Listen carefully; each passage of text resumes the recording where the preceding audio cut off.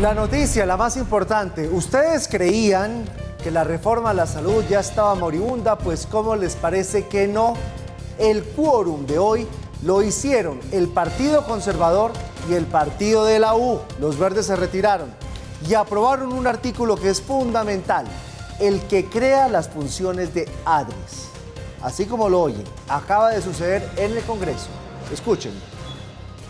El ADRES no va a ser ningún seguro social, no sé de dónde salen semejantes apreciaciones. El ADRES va a ser el pagador del sistema, pagador único como hizo Corea del Sur, con un sistema único y un pagador único para todos los prestadores privados. Pagador único, pero no va a auditar las cuentas, ni va a ordenar los servicios, solo es el banco, solo es el pagador. Pues como dicen en mi tierra, songo sorongo, ahí va la reforma a la salud. No está hundida, no está muerta, Paula. Lo que muchos se preguntan es qué va a pasar con el ministro de Salud, porque como los verdes, es cuota de los verdes. Sí, señor. Entonces no se sabe si se va, si se queda, pero con lo que acaba de pasar... Pues mire, digamos, esa reunión del Partido Verde quedó ahí en veremos, se retoma este miércoles otra vez y ahí van a decidir si convocan al directorio nacional, que es el que finalmente puede tomar la decisión de si se declaran independencia o siguen siendo partido de gobierno. Pero más allá de eso, el debate se centra en eso, en sí será que los verdes, para decidir qué van a hacer, le podrían exigir al gobierno que cambie al ministro de Salud, que ha sido, digamos, en cierta medida o en muy buena medida el que ha desatado toda esta división de este partido que era de gobierno, bueno, sigue siendo de gobierno, y ahora es su postura ante el Ejecutivo. Los verdes siguen divididos, las cargas están equilibradas, unos quieren saltar a la independencia mientras que otros prefieren quedarse en el gobierno. No obstante, el peso de la balanza no lo tienen los congresistas, sino la dirección nacional del partido. Pero pues obviamente el tema de la independencia o no independencia es una decisión que no la toma en reunión con bancadas, sino es una decisión que se toma en la dirección nacional. Entonces, en la reunión del miércoles estaremos definiendo la fecha de cuándo se va a convocar la dirección nacional. En medio del cara a cara entre las dos ramas que hoy tiene el partido del Girasol, hubo voces que pidieron la salida del ministro de Salud, que para muchos fue quien sacó a flote la crisis de los verdes. Yo dije, pues este señor ni siquiera ha sido capaz de defender su reforma, sale a hacer afirmaciones que no son de su competencia, de relacionamiento político con los partidos, y sí nos tiene ahora nosotros recusados y con una investigación en la Corte de manera irresponsable. Entonces yo sí creo que el ministro debería salir. Para otros verdes, lo que debe hacer ahora la colectividad es conversar con el gobierno nacional para enderezar el camino. Pedirle una cita al presidente para que la bancada en pleno pues le presente las mejoras a las diferentes reformas o incluso cambios. Que cambiemos la reforma por una más consensuada y asimismo con otros temas. Por ahora los verdes están en libertad para apoyar o rechazar las reformas sociales del gobierno, pues no han tomado una posición como bancada frente a ninguno de estos proyectos. Mañana el presidente se va para Dubái, va a participar en la conferencia, la COP26, unos asuntos de cambio climático. Ya les vamos a contar de esa historia. El dato, el detalle, está en quién queda encargado de la presidencia de la República. ¿Quieren verlo? Pues encargado del presidente de la República queda el señor ministro de la Salud, el señor Guillermo Alfonso Jaramillo. El presidente allá va a hablar sobre el marco de los resultados de la lucha contra el cambio climático, en fin. Pero vean el decreto, el encargado es Guillermo Alfonso Jaramillo, el ministro de Salud en funciones delegatarias. Entonces, Mauro, usted ve las cosas. Ayer estábamos diciendo, no, esa reforma está hundida. Hoy dio una voltereta que yo no me esperaba, además del Partido Conservador.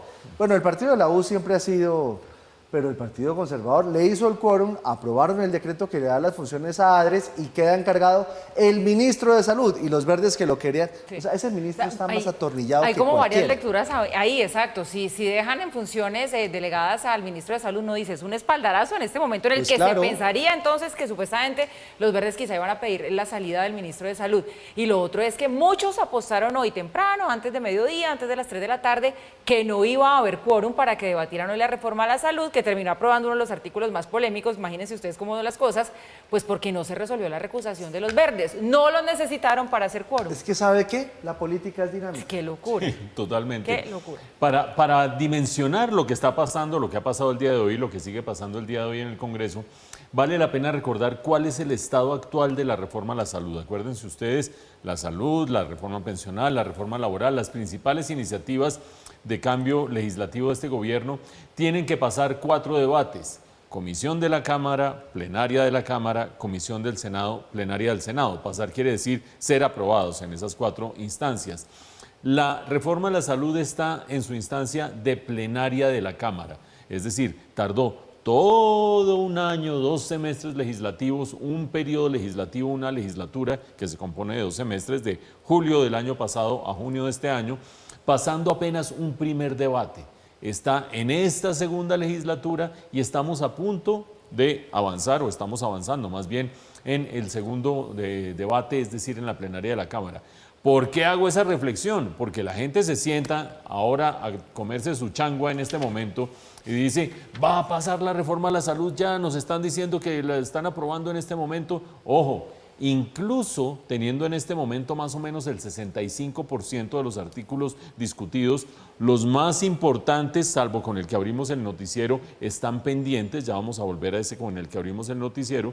Por lo tanto, falta más o menos una tercera parte por discutir, por aprobar en plenaria de Cámara. Después pasaría a la Comisión del Senado, plenaria del Senado. Dicen los que saben que las fuerzas del gobierno en el Senado son muchísimo menores y la capacidad de persuasión es mucho menor. Y es en ese contexto, en todo caso, que se dan los hechos de hoy. Sin los verdes, sin los representantes de la Alianza Verde, se logró el quórum. Y eso para mucha gente es sano. ¿Por qué? Pues porque la manera de votar las cosas en una Cámara o en un Senado es votándolas, no saliéndose para acabar con el quórum y que no se pueda, que son prácticas, entre otras, que no se inauguraron en este gobierno por la oposición a este gobierno, sino que venían de tiempo atrás. Cuando este gobierno era oposición, era su mejor manera de torpedear los procesos legislativos. Pero bien, vamos a ver hasta dónde llega este proceso en el cual los miembros de la Alianza Verde terminaron abriéndole el espacio a que se discutiera y se votara en bloque y no que se hiciera lo que permanentemente han dicho las disidencias de la Alianza Verde, Catherine Jubinao, Catherine Miranda, etcétera, etcétera, que se debe hacer, y es discutir cada artículo por separado y votarlo por separado. Volvamos al punto de partida de este noticiero. Uno de los artículos más polémicos que ya ha pasado es el que le da las funciones a la ADRES. Acuérdense ustedes, es ese fondo que terminaría haciendo todos los pagos al sistema de salud, función que hoy pasa a través de las EPS y que al pasar a través de las EPS tiene ciertos filtros para el gasto de la salud. ¿Qué es lo más grave de lo que se está aprobando en este momento? Que la ADRES pagaría todas las facturas que les pasen las IPS, las clínicas y los hospitales, todas, y solamente auditaría un 15%. 85% pasarían sin que nadie ni le pusiera la lupa encima.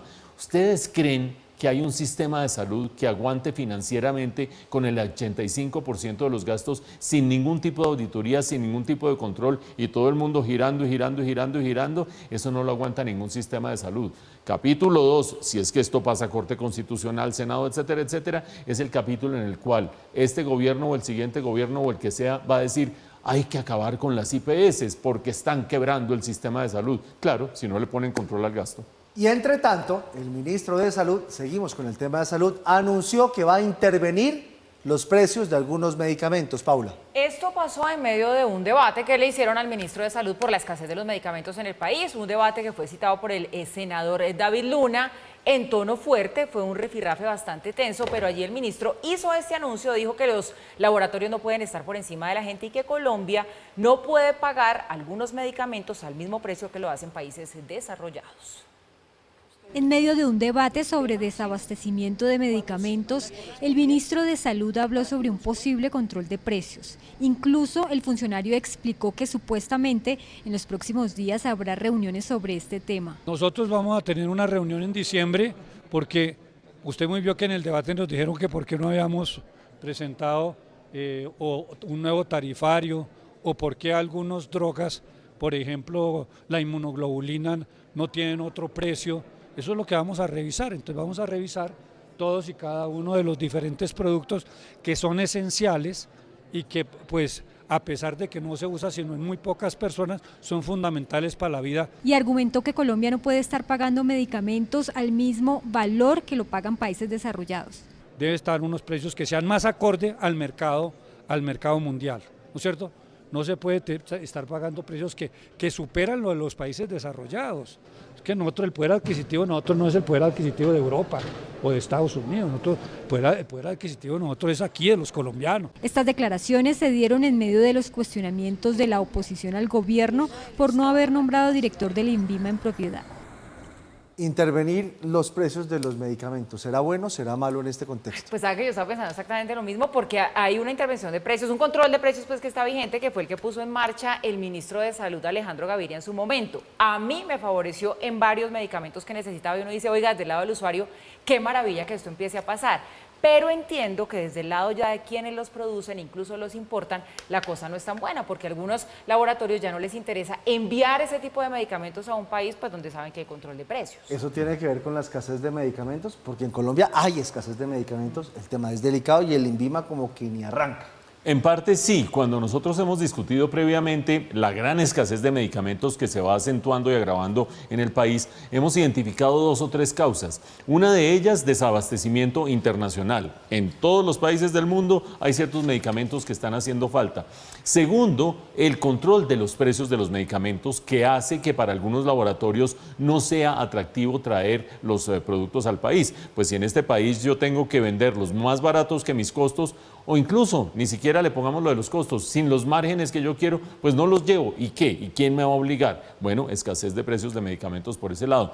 Pero tercero y fundamental, por la gran demora, inoperancia e ineficiencia del INVIMA, que tiene más de 10.000 trámites pendientes para sacar adelante en términos de medicamentos. ¿Por qué digo que esto es clave? Porque el ministro nos está diciendo, vamos a tener en diciembre una reunión para revisar los precios de los medicamentos y que en diciembre no hay en este momento director del INVIMA. Han pasado los meses y se han desactualizado los precios controlados de muchos medicamentos en un periodo en que ha habido inflación y ha habido devaluación y tenemos los mismos controles de precios de medicamentos de hace meses. Creo yo que en este caso las autoridades deberían ser mucho más acuciosas, más ágiles, más dinámicas, antes que pensar en ampliar la cobertura de los precios de los medicamentos, en hacerla más idónea, que esos controles reflejen verdaderamente costos o verdaderamente precios de mercados alternativos. A propósito, ustedes oían al ministro de Salud diciendo, no podemos pagar aquí los precios que se pagan en Estados Unidos y en Europa. ¿Por qué se habla de Estados Unidos y de Europa? Porque el sistema que tiene hoy el control de precios de medicamentos usa como referencia unos mercados relevantes, otros países en otros mercados, cuáles son los precios de esos medicamentos. Ahora no me vayan a decir que el control de precios en Colombia va a ser independientemente de lo que rija en otros mercados y en otros países, porque entonces sí, ¿cuál va a ser el parámetro para fijar esos costos y esos precios de los medicamentos? Hay que esperar a ver si de lo que está hablando el ministro es de ampliar la lista de medicamentos que tienen precios controlados hoy, acuérdense que eso viene desde 2013 y la lista se va modificando, o si está hablando de mantener la misma lista, pero ya no usar como precios de referencia los de unos mercados que sean relevantes para Colombia. De cualquier manera, sea lo uno o sea lo otro, con este nivel de inoperancia, sin tener un director del INVIMA en propiedad, casi que cualquier cosa da lo mismo, porque la inoperancia y la ineficiencia es la que termina afectando el mercado. Campo Verde, así se llama. Campo Verde es un centro de resocialización para jóvenes que pues, han caído en delincuencia, Paula, y está listo, lo hizo el distrito, quedó muy bonito, sí, quedó bien hecho, y se lo fueron a entregar al gobierno y el gobierno no lo aceptó. El gobierno les dijo que no. Costó la bobadita de 74.000 millones de pesos que pagamos con los impuestos todos los bogotanos. Pues mire, primero fue el ICBF el que rechazó esta entrega por parte del distrito, diciendo que es que no iba en consonancia con las políticas del gobierno nacional. Pero el debate se revivió hoy por cuenta del presidente Gustavo Petro, que hizo una publicación en la red social X refiriéndose a esta construcción. Simplemente puso la frase: en mi opinión, los niños no deberían estar presos. Y ahí se desató otra vez todo el debate. La polémica se generó por este mensaje de Alejandro Peláez, el subsecretario de Acceso a la Justicia de Bogotá. Presidente Gustavo Petro, lo invito a que conozca los centros de atención para adolescentes privados de la libertad en Cali, Quibdó o Ibagué y los compare con el nuevo que les está regalando Bogotá. El presidente le respondió: en mi opinión, los niños no deberían estar presos. El comentario del mandatario puso de nuevo sobre la mesa la directriz del Gobierno Nacional a través del ICBF de no recibir el centro reclusorio para menores, conocido como Campo Verde, ubicado en la localidad de Bosa, por considerar que no sirve para resocializar realmente a los niños y adolescentes infractores. El Campo Verde está pensado para la privación de la libertad y nosotros en esa medida no queremos abrir más cupos de privación de libertad. Eso no significa que no nos podamos sentar a trabajar con el distrito, en pensar también en aquellos jóvenes ya mayores de 18 que todavía están en el sistema de responsabilidad penal. En el complejo, que tiene más de 12.000 metros cuadrados y en el cual se invirtieron más de 75.000 millones de pesos, la idea es tener toda la atención a la ciudadanía, desde los ámbitos de prevención, pasando por la manzana del cuidado de Secretaría de la Mujer, hasta un centro de traslado por protección. Para la alcaldía, la palabra presos que utilizó el presidente es incorrecta. A partir de los 14 años, el Código Penal y el Código de Infancia y Adolescencia son claros en que los menores que se vean inmersos en delitos deben responder ante la ley, pero no es un proceso de captura, sino de aprehensión, donde hay además un modelo de atención y de reparación. En el caso de Bogotá, la única ciudad que tiene ese modelo de atención y de justicia restaurativa es precisamente Bogotá, que ha logrado atender más de 2.000 jóvenes con una tasa exitosa para evitar la reincidencia. Del total de los menores que se han aprendido, en más del 90% de los casos no vuelven a una actividad delictiva. A nivel nacional, 7.148 adolescentes han sido aprendidos este año, de ellos 905 en Bogotá. Una serie de talleres, formaciones para la vida que permiten que cuando salga de este espacio, cuando cumpla esa pena que está dada, pueda tener otras potencialidades en la vida. El subsecretario Nieto le envió un mensaje al Gobierno Nacional. Seguimos insistiendo porque si bien en este momento se nos dice que no es el modelo y que se requieren otras alternativas, ¿por qué no echarlo a andar y probar aquí en un pilotaje qué es lo que se requiere? Tenemos la infraestructura más moderna, está absolutamente nueva, está para empezar a usar. En Campo Verde actualmente funciona una manzana de cuidado, un CAI, una URI, entre otros servicios. Pero sabe una cosa, yo veo como una contradicción. Yo tuve una entrevista con el ministro de Justicia arrancando el año. Y uno de los temas que él decía era la justicia restaurativa. Sí, señor. Que ellos no creían en la cosa punitiva, que eso para la cárcel no, que hay que resocializarlos para volverlos otra vez activos de la sociedad. Lo hace el distrito y no lo reciben. Porque no quieren que estén privados de la libertad. Eso era lo que decía la directora Pero del ICBF. entonces, claro, entonces, ¿cuál es la propuesta de esa justicia restaurativa sin que estén privados de la libertad? Y lo que decía el doctor Nieto, ¿por qué no lo echamos a andar en unas instalaciones que son mucho más modernas, que seguramente van a tener otras condiciones y van a hacer que las dinámicas pues también se manejen de una forma distinta? Y la pregunta también que tenemos que hacernos todos los ciudadanos, o sea, por un lado esto, ¿cuál va a ser entonces la justicia restaurativa? Claro, y entonces esa plática se perdió 74.000 millones de pesos. Yo quiero... Señora directora del ICF, estamos en Colombia, no en Suiza. De acuerdo, y yo creo que hay que considerar otra hipótesis, no solamente que al presidente y al gobierno no le parezca que los menores deben estar privados de la libertad, sino que no le guste este centro en concreto, porque ha sido construido por la administración de Claudia López y porque lo defienden algunos miembros de lo que fuera en su momento el gabinete de Enrique Peñalosa. De hecho, el debate en redes sociales hoy fue entre el presidente y algún miembro del equipo del entonces alcalde Enrique Peñalosa. ¿Por qué digo que quizás ese es el problema? Porque cuando uno va a mirar en el resto del país hay más de 4.000 adolescentes privados de la libertad en condiciones de hacinamiento, en condiciones mucho más complejas, en centros mucho más precarios. Si eso ya existe y está amparado en la ley, es decir, el Código de Infancia y Adolescencia prevé casos en los cuales se priva de la libertad a los menores de edad, si ya existe en la ley, existe en la práctica, en condiciones mucho más precarias que las que está ofreciendo este centro, ¿por qué no recibir este centro? Me parece que eso tiene como una especie de escrúpulo político, porque esto lo construyó una administración que no me gusta y lo defiende otro político o los miembros de otro político que no me gustan. Creo yo que en el fondo aquí sí hay un debate, y es cuáles deben ser los sistemas de castigo, de rehabilitación, de reinserción de unos jóvenes que estén en un momento dado al margen de las normas, al margen de la ley y deban ser adecuadamente tratados por las autoridades.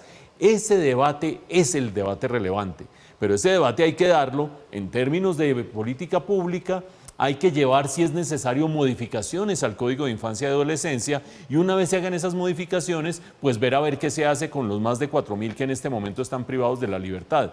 Pero que no cambie la norma, que se mantenga este tipo de castigo, que se mantenga en unos centros que son de calidad inferior y en condiciones inferiores.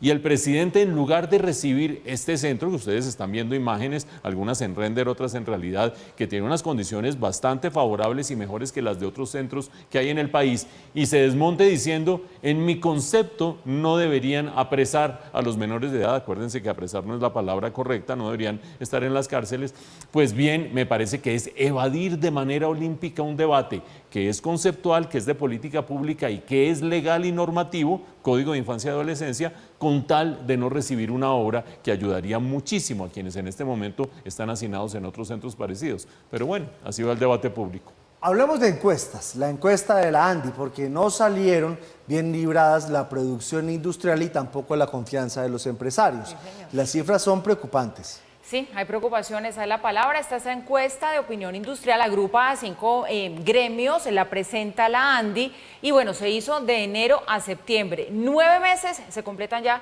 de resultados que no son muy positivos. Lo que dicen allí quienes participan es que bueno, afecta mucho estos resultados, entre otras cosas, la tasa de cambio, las tasas de interés, la incertidumbre y el papel de esas reformas que intentan abrirse paso en el legislativo.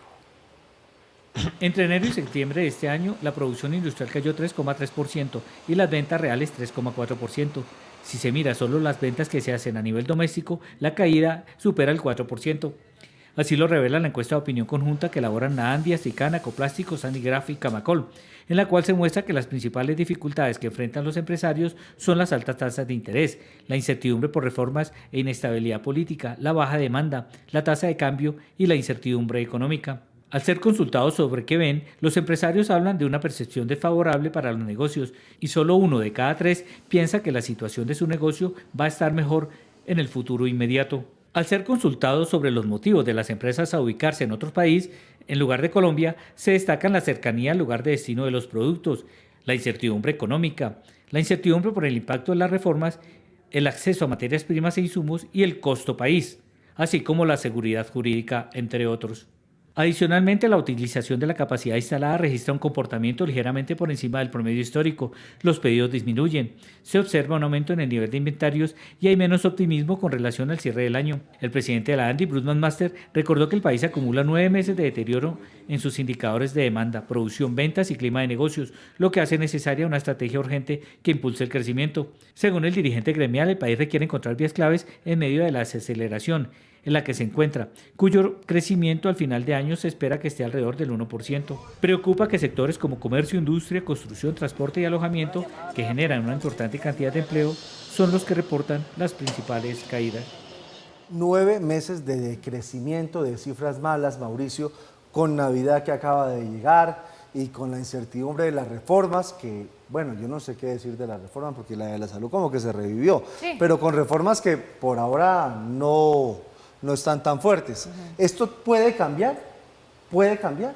Pero además yo lo que estoy viendo es que todo gira en torno a la misma palabra con la que venimos desde el año pasado incluso, incertidumbre, Mauricio. Todo, usted ve las tasas, el tema de la reforma, bueno, todo lo demás, todo se resume en incertidumbre. Pero hay en la encuesta, en los datos que nos acaba de dar Ismael en la nota, hay un elemento muy importante y muy interesante. El factor determinante para la desaceleración de la actividad económica y que en este caso es el factor determinante para la reducción de las ventas, para que las empresas estén mirando las cosas mal, etcétera, etcétera, es tasas de interés. Y eso lo sabemos, y lo sabemos porque es un mecanismo inducido por el mismo sistema económico para enfriar un poco la economía que venía volando. Acuérdense ustedes, crecimiento del 7,5 el año pasado, de 7,3, venía con un dinamismo muy grande la demanda, la gente se estaba endeudando más de la cuenta y el gasto estaba creciendo de manera sorprendente, tan sorprendente que se empezó a reflejar en aumento en precios. Es decir, las altas tasas de interés no salen de la nada, no salen de debajo de la manga, no salen de cualquier lado, salen como resultado de una política que está tratando de bajar el ritmo de actividad y de bajar el ritmo de inflación. Al que le guste la inflación, que vaya a Argentina a ver cómo le va con una inflación desbocada. Aquí hay que controlar la inflación. Hasta allí todo iba bien y es consistente con la encuesta. Lo que sorprende es el segundo lugar, que no son las tasas de interés, sino que es incertidumbre. Incertidumbre sobre reglas del juego, incertidumbre normativa, incertidumbre sobre qué irá a pasar con una reforma, con la otra, con la de más allá, o incertidumbre, si ustedes quieren, con, por ejemplo, anuncios como en su momento hubo acerca de si había que controlar la tasa de cambio, o anuncios como los que ha habido acerca de si hay que acabar con la regla fiscal. Mejor dicho, semana de por medio, alguien del gobierno lanza un anuncio que es explosivo y después ese anuncio se termina o consolidando o se termina desapareciendo, pero en el camino deja a todos los empresarios viendo un chispero, como se dice popularmente, es decir, sin saber exactamente para dónde van las cosas. Creo yo que para aquellas personas que piensan, ay, ahí están los empresarios, la lora de los grandes ricos de este país, conviene recordar que el 95% del tejido empresarial colombiano está hecho de pequeñas y medianas empresas, de MIPYMES y de ahí para abajo. 95% del tejido empresarial colombiano. Y conviene recordar que es un gran generador de empleo y conviene recordar que está detrás de la caída del ingreso del Producto Interno Bruto en el tercer trimestre de este año. Entonces es algo que nos afecta a todos, que tiene que ver con todos, que en parte fue inducido por esa lucha contra la inflación, pero a la que le apareció ya un elemento fundamental, incertidumbre regulatoria producto de esos anuncios una semana sí y otra también. Y si complementamos esto con una encuesta que no es de la ANDI, sino que es de Inbamer, donde la mayor preocupación de los colombianos ha pasado a ser no la economía, sino la inseguridad, el plato está servido para que estemos en este momento preocupados todos, no solo los empresarios, sino todos los colombianos.